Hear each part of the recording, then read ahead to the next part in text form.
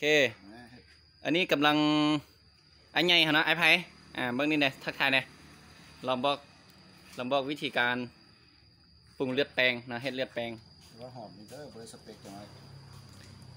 แล้วกระเทียมบ่มีว่ะเลือดแปลงเป็นโอ้บ่มี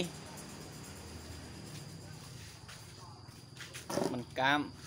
เริ่มกล้ามแล้วนะเบื้องวิธีปรุงเนาะใส่น้ำใส่นิดนึงต้องใส่น้ำก่อนจับบวกไอ้ไผ่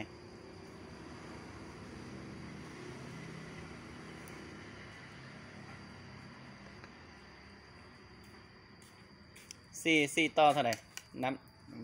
ำสี่มันปะอันนี้คือสูตร1 1เนาะน้ำ4แล้วก็เลือด4อันนี้จะเป็นตัวทดลอง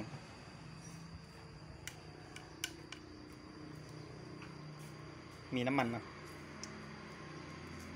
โอเค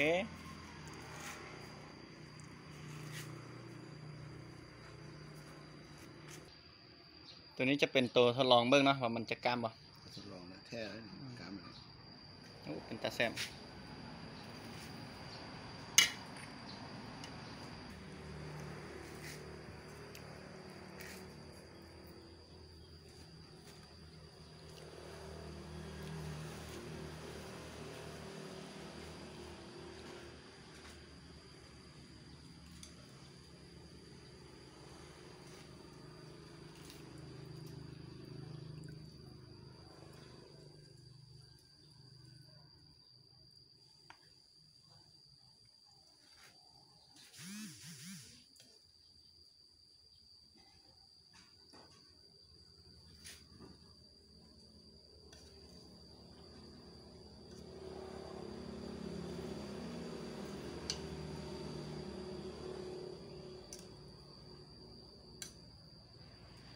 ใช่ว่าน้ำลายแล้ว